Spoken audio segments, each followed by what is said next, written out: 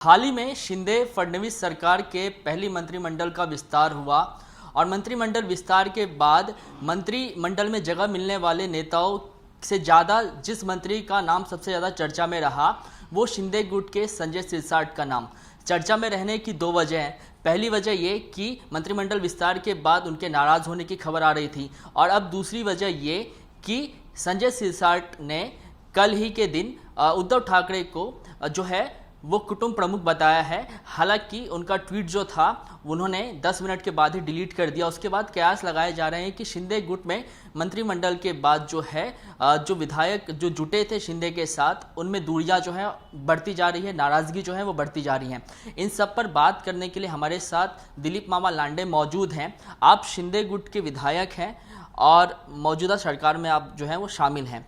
जिस तरीके से संजय सिरसाट की जो नाराज़गी है मामा वो अब खुले तौर पर सबके सामने आ रही है और ट्वीट की अगर मैं बात करूं तो उनका ट्वीट था जिन्हें उन्होंने 10 मिनट के बाद ही डिलीट कर दिया। ट्वीट ये था कि उद्धव ठाकरे को उन्होंने महाराष्ट्र के कुटुंब प्रमुख के तौर पे बताया था। तो इससे हम क्या समझें? देखिए मेरे को जो मालूमात है वो आपको बता रहा हूँ। आदरणीय एकनाथ शिंदे साहब महाराष्ट्र के मुख्यमंत्री, उनके साथ उनके ऊपर भरोसा रख के उनके ऊपर विश्वास रख के जो 50 एमएलए उनके साथ में है उसमें से कोई भी नाराज़ नहीं है। आप जिनकी बात कर रहे हैं वो उनके साथ में खंदा को खंदा लगा के काम कर रहे हैं। आप जिस ट्वीट की बात कर रहे हैं हो सकता है गलती से पुराना ट्वीट किसी के हाथों से, हमारे सोशल मीडिया के काम करने वाले हमारा कार्यकर्ता रहता है, उसके हाथ से गया होगा और उसने 1 सेकंड के अंदर वो डिलीट कर दिया।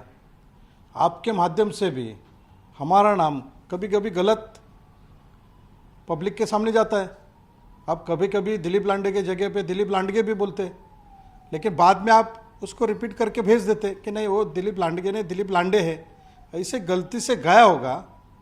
लेकिन सिरसाट साहब के बारे में मैं आपको कहना चाहता हूँ कि सिरसाट साहब आज भी, पहले भी बहुत मेहनत कर रहे थे स्टार्टिंग डे से, आज भी शिंदे साहब के लिए, सरकार को आगे बढ़ाने के लिए, सरकार के साथ और लोग ज्वाइन करने के लिए सिरसाट साहब काम कर रहे हैं। आपको थोड़े दिन में ही सिरसाट साहब और लोगों को साथ में लेके आके दिखाएंगे।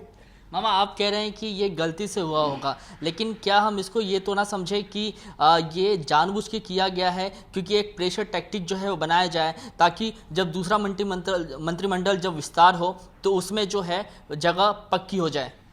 हम 50 लोगों ने आदरणीय शिंदे साहब को कहा था कि आप महाराष्ट्र के सीएम बन जाओ, उसमें हम खुश हैं।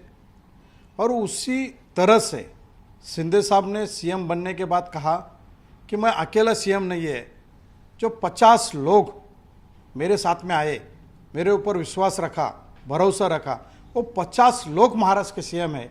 ऐसे समझ के मैं उनको साथ में लेके काम करूंगा। तो आपके कुटुंब प्रमुख कौन है, उद्धव ठाकरे के शिंदे साहब? देखिए हमारा नेता आदरणीय एकनाथ शिंदे साहब है।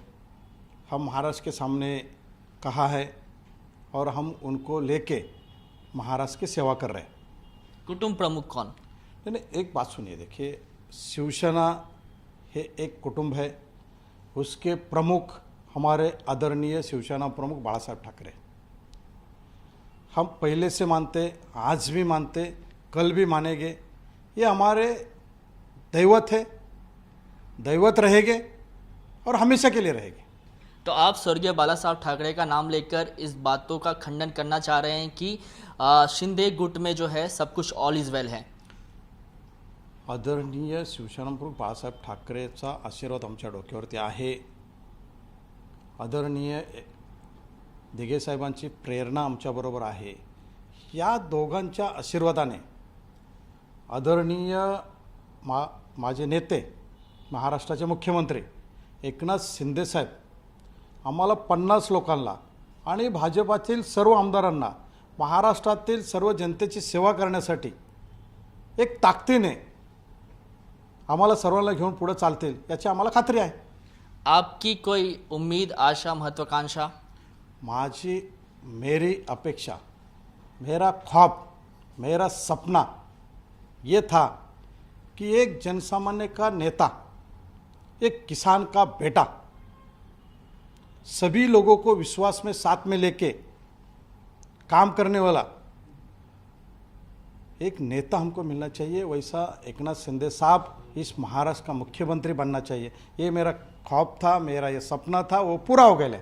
मामा, एक अंतिम सवाल ये कि कल शिंदे गुट के नेता जो हैं सदा सरवणकर, वो कहते हैं कि प्रति शिवसेना भवन जो है वो बनाया जाएगा, और आज जो है वो शिंदे गुट का पहला शाखा जो है उसका उद्घाटन किया जाता है मानखुर्द में।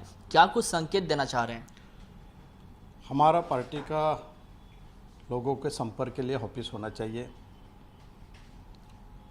हर विभाग के अंदर, जैसे हम चांदीवली विधानसभा में काम करते हैं, तो चांदीवली विधानसभा के अंदर लोगों को मिलने के लिए एक ऑफिस होना चाहिए। वो ऑफिस बनाने की काम हम करेंगे। वैसा दादर में सदा सरवणकर साहब है। दादर एक महाराष्ट्र का लोगों को मिलने के लिए एक सेंट्रल प्लेस है, इसलिए वहाँ पे पार्टी के नाम पे एक बड़ा ऑफिस होना चाहिए।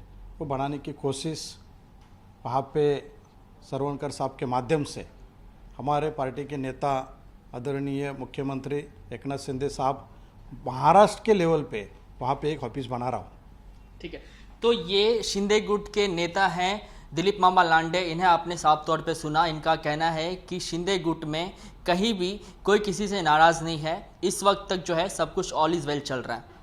कैमरामैन जावेद के साथ कृष्णा ठाकुर, एबीपी न्यूज़, मुंबई।